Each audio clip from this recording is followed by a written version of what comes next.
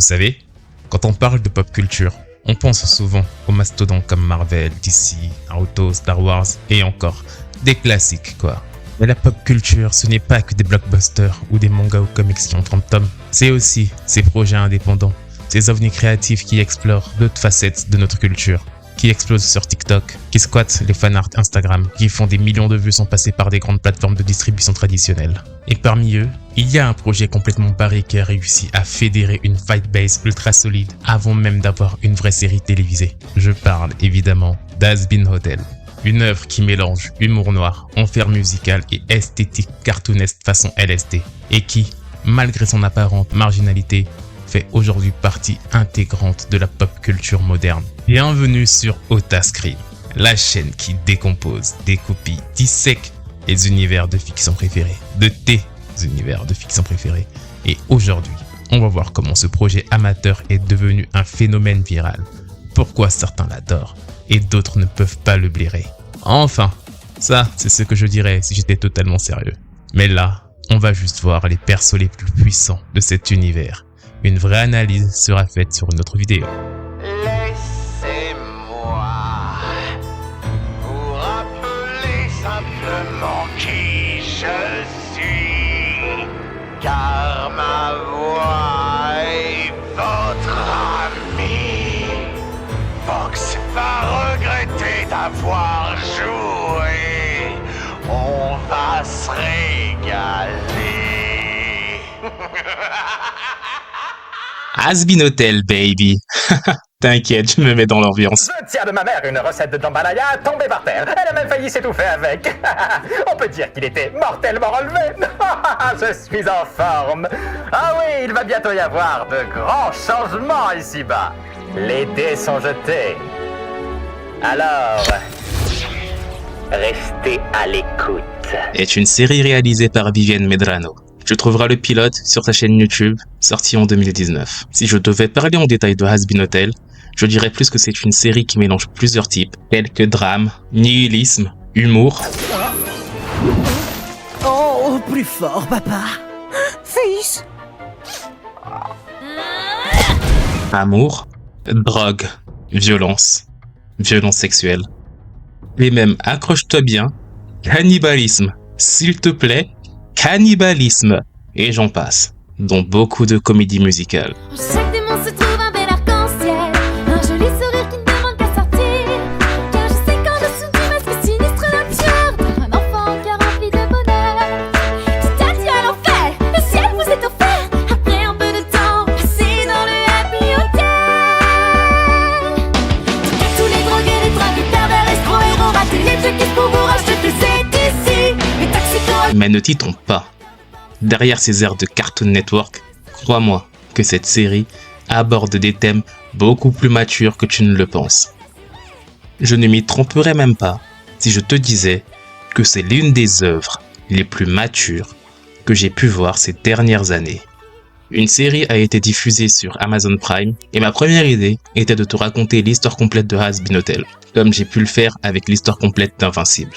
Mais tu trouveras déjà une variante de celle-ci faite sur la chaîne de Sabiela qui l'a très bien raconté et très bien résumé, avec en plus un brin de voix et un brin d'humour relativement plaisant. Enfin bref, dites-moi dans les commentaires si ça vaut quand même le coup que je vous fasse une rétrospective de l'histoire complète d'Has-Been Hotel. Je me ferai aussi un plaisir de vous la faire. Parce que franchement, la claque que je me suis prise en regardant cet anime était vraiment monumentale. Mais bon, ici, on n'est pas là, en tout cas pas sur cette vidéo, faire de l'étalage. Waouh. C'était à chier. Oh non, ici on va parler purement bondeur de flow. Et ouais, on va parler 100% de puissance à l'état pur. Bon, rentrons dans le vif du sujet. Dans tout cet univers chaotique et coloré qu'est Has-Been Hotel, enrobé d'une couche de multiqualité, ma foi, franchement plaisante, laisse-moi donc te présenter, selon moi, mon petit classement personnel des persos que je trouve les plus broken de l'œuvre.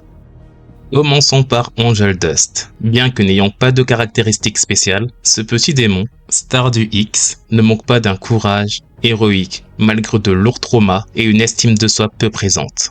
Ce personnage, en tout cas pour ceux qui ont un cœur, sera vraiment te le faire fondre. Je ne m'attendais vraiment pas à avoir autant d'empathie pour un personnage, mais je pense que de toute fiction confondue, c'est l'une des meilleures écritures de personnages jamais vues. Ça fait 2 semaines que je suis clean. Eh bah putain. Bon, pas si clean. Ensuite, nous avons Husk, le matou barman, un peu alcoolique sur les bords, au cœur tendre. Cet ancien démon primordial est doté d'une agilité au combat et d'une capacité à rendre les coups qui en feraient pâlir plus d'un.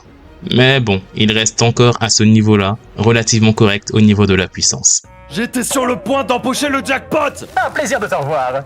Qu'est-ce que tu me veux cette fois, putain? Montons d'un cran. À égalité, je mettrai Veigi et Lutz, 2 personnages aux passifs très similaires qui ont accessoirement les mêmes compétences au niveau de la bagarre. Ma question est, que dirait ta petite salope de concubine si elle savait que tu étais des nôtres? Bon, tu veux quoi? Encore selon moi, je classerai ensuite Nifty. Bien que petite et espiègle, et on va pas se mentir, un petit peu psychopathe sur les bords, cette charmante, enfin je pense, en tout cas cette créature, ne manque vraiment pas de ressources. Femme sans vouloir vous vexer. Oh Marcel, quelle horreur. Non. Dans le même élan, je classerai Charlotte Morningstar. Pour moi, c'est le potentiel le plus latent. Mais pour l'instant, sa gentillesse et son manque de confiance en ses capacités ne lui donnent pas une place relativement haute dans ce classement, je pense. Vous pensez sûrement que ce projet n'est qu'une plaisanterie, mais pas moi. Je pense que tout le monde mérite une chance de devenir meilleur, donc j'accepte votre offre. Ensuite, nous avons bien entendu... Ah, je sais pas si c'est mon chouchou. J'hésite avec Angel Dust, mais je place Alastor. Que dire de plus, à part Alastor? Nous avons une telle maîtrise d'écriture pour ce personnage qui me laisse sans voix. Je pense que je ferai une vidéo à part sur ce personnage. Franchement, il le mérite. Enfin bref. Passe partout en enfer, afin que tout le monde soit témoin de sa puissance. On l'a alors surnommé le démon de la radio. Ouais, ils sont pas foulés. Beaucoup s'interrogent sur la force qui lui permet de rivaliser avec les démons les plus redoutables de notre monde. En tout cas, une chose est sûre. Il est dangereux et imprévisible. C'est un esprit maléfique et cruel, un monstre violent, avide d'anarchie. Et si par malheur nous venions à faire confiance à un être aussi perfide, il nous conduirait tous à notre perte. Je mettrai ensuite Carmilla, un autre seigneur démon, tout comme Alastor, à la différence que celle-ci, qui nous a révélé ses talents et son agilité au combat avec ses ballerines, et en plus, c'était l'une des premières à tuer un ange. Pour le coup, elle mérite vraiment sa place là, je pense. Je peux savoir ce que vous faites? Tu voulais que je t'apprenne à combattre les anges, non? Eh bien, c'est ce que je fais. En me tabassant gratuitement! Je peux pas me battre les cheveux détachés. Je te montre simplement les failles de ta technique de combat. La tienne et celle de toutes tes sœurs. Quoi? Ensuite, nous avons Adam, le premier homme. Un vrai connard. Mais bon, je pense aussi qu'il serait intéressant de faire une petite parenthèse sur le personnage d'Adam dans une autre vidéo. Mais en tout cas, je le classerai là, moi. Niveau puissance. Pourquoi je le mets avant Alastor? Parce que tout simplement, Alastor n'a pas un niveau Adam. On aurait pu croire au début, mais en fait non. Et va savoir pourquoi Miss sa petite touche et on kiffe sur le batteur et elle le chauffe à mort. Et alors moi je fais genre, meuf, tu sais qui t'a devant toi? Je suis Adam, putain. C'est moi la bite originelle. Tous les chibres descendent de moi. T'es sûr de vouloir une baguette de batteur? Je crois pas, non. Le roi des ops, c'est moi, putain. Bon, alors au final, je l'ai fourré et on a bien kiffé.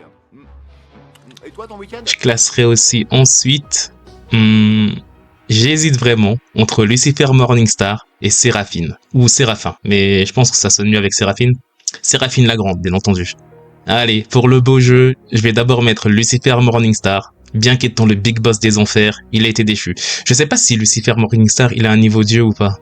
Bon, allez, si on se dit que c'est le boss des enfers, je classerai donc Séraphine avant, et ensuite Lucifer Morningstar. Si l'enfer est éternel, le paradis est un leurre. Si les anges sont aussi cruels mais sont toujours vainqueurs, à quoi sert de discuter? Rien n'est vraiment sacré. Ou damner ces pauvres pécheurs pour mieux les voir crever.